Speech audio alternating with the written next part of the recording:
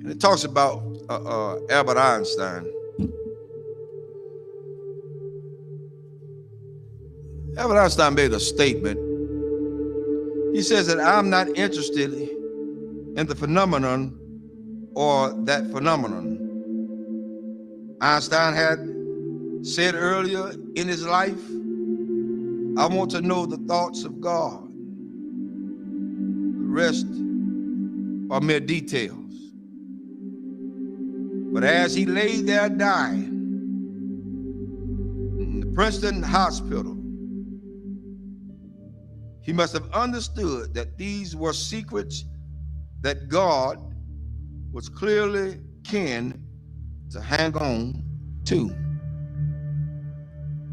You know what the secret is? Love.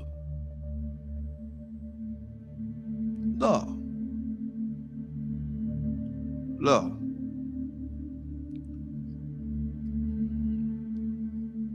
I'm going to share something tonight with everybody, and hopefully it'll hit close to home. To understand the mind of God is to understand the power of love. God is love. 1 John 4:8 says that God is love. Without love, there would be no forgiveness. Without love, there would be no structure. Without love, there would be no mercy. Without love, there would be no kindness. Without love, everything else would go completely out the window. I learned this week. Took some people to let me know that I was still hurting. And I'm gonna let everybody know tonight. This is my reality. Not to slight anybody. A lot of things that I know I hadn't always done right, hadn't been right. But I had an incident this week to wake me up real good. At certain points, we can give our children what we didn't have so much until we forget about teaching them structure. This week, I learned at some point you won't be respected. And that's for everybody. You're not going to be respected because they feel the way they feel. They're emotionalized. They're emotional creatures. Therefore, they don't know. But I did the one thing I thought that I would never do. Turn and walk. That's where I was. But I found out that I had a whole halo of hurt that I'd never been released from.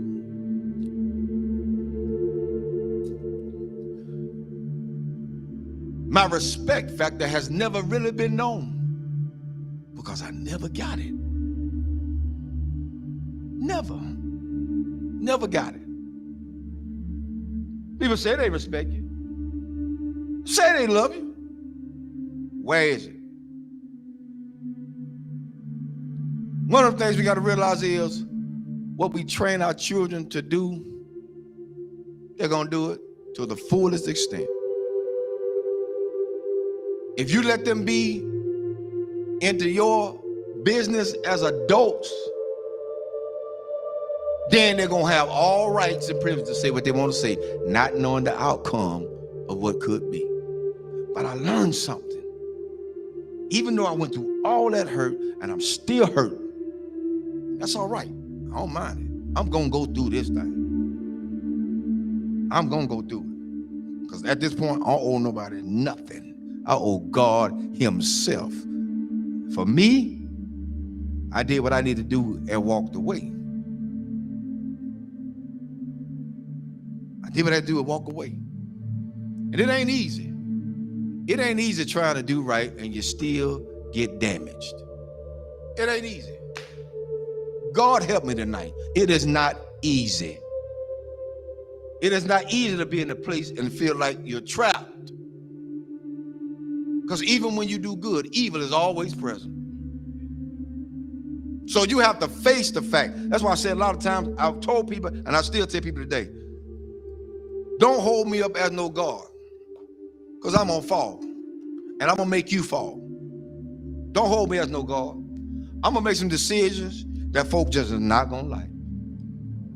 I'm going to turn over some chairs and some tables that people are not going to even be able to imagine that, whoa, the Reverend did that. Oh, yes, because I'm human. I'm human. I'm human. One thing I learned from all this is that you don't have to stay where you're not welcome. Thirdly, I ain't studying nothing nobody say. I came in this world alone. I'm gonna die alone. So you got to stand for yourself. I'm teaching my children that now, and I'm teaching them that from a distance right now. Because what could have happened didn't. And I love all of them. I love everybody. I love everybody. But there comes a point in your life you got to let go. You got to let go. How long do you have to put up with a lot of stuff? You did your part. You did what you can do. Now it's time to let them go.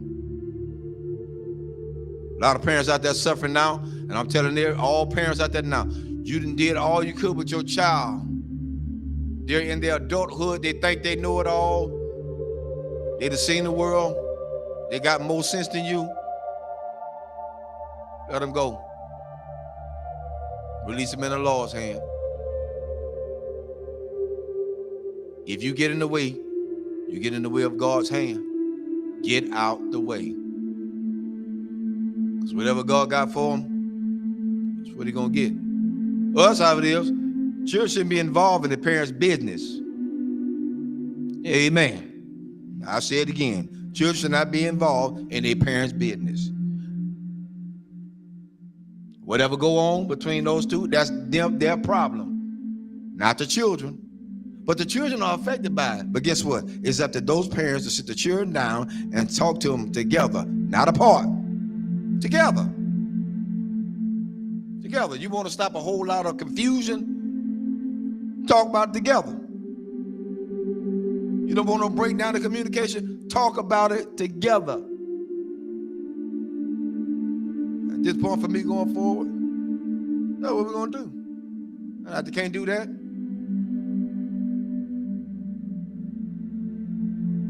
I ain't playing with them. There's a lot you can do. And God help me. I'm strong as an ox. But the Lord is a protector and a shield from everything. And Lord help me, I got the scars to prove it. Cried many a days. But I ain't got to cry no more. My mind's made up.